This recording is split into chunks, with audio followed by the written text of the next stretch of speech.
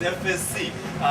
Then if it's certified, then consumers in Europe can then buy happily and say it's FSC certified, it's okay.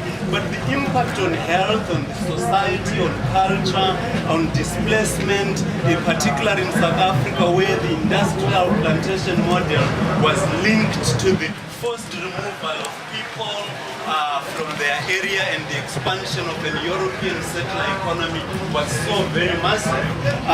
That is something that is one of the most important aspects in terms of the communities being able to resist this, because there's another crisis added to this, the crisis of imagination, the lack of ability of local leaders and people to even begin to think of themselves outside these words like poverty.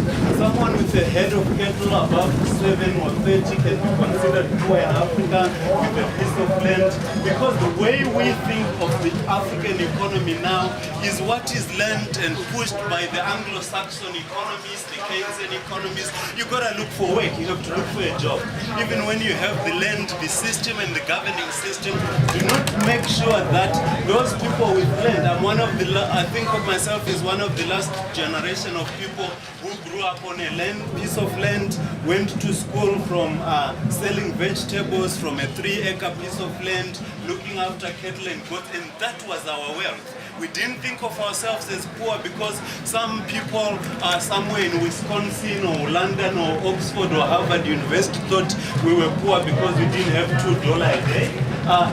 But that is what has been lost, that imagination of a different way of organizing the economy, away from looking for a job, where families as the institutions that kept society and the economy and the environment together and intact were split, men going to the mining companies where they stayed for 6 months to the whole year, and women remaining. That displacement, the whole displacement of labor, is what this capitalist system does in Africa.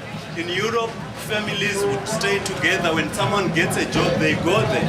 But you have a situation where the husband works in Cape Town, the family stays with the family in the Eastern Cape. It brings on all the other problems we have had, HIV, AIDS, street kids, and a lot of dysfunctionality in the society. So in my work, when looking at the plantation model, I look at a society as the economy as the holistic, not just an environmental issue, just a social issue, because the African society as it was originally before being affected was included all these things together within the family, within the institution of community.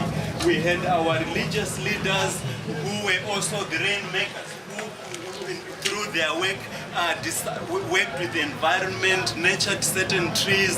There were trees that would not be cut, there were certain animals that would not be killed. But the destruction of all this ethos of that community makes any kind of negative impact, any kind of intrusion or any commodification have much more disastrous impacts than anywhere else in the world where these systems have not been impacted on. So in terms of the way, one of the things we've started to look at is how can we recreate that community resilience to be able on the ground to begin to say how can the communities impacted by these plantations mitigate these through land reform processes that allow the massification of production of food, food security, food sovereignty, and the control of all these things. So at Timberwatch we do not compartmentalize these struggles as different. They are the same.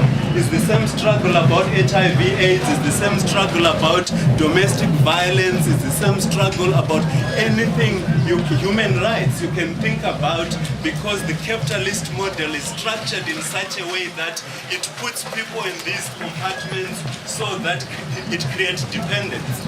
And I think that's what that moral revulsion against that model, particularly within the African context where indigenous knowledge system begins to be in the forefront. Even in our responses in this struggle, if local communities can also be brought to a point where they begin to have their voice in the mitigation, in the adaptation, we do not need any carbon or these false solutions, red CDMs and so forth, that take away land, because those local communities have been on that land, in the rivers, and sustained them.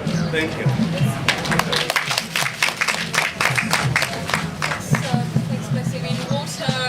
Plantations are a really big issue. I mean, we're a semi-arid country. We're struggling for water. Plantations just dry out our rivers.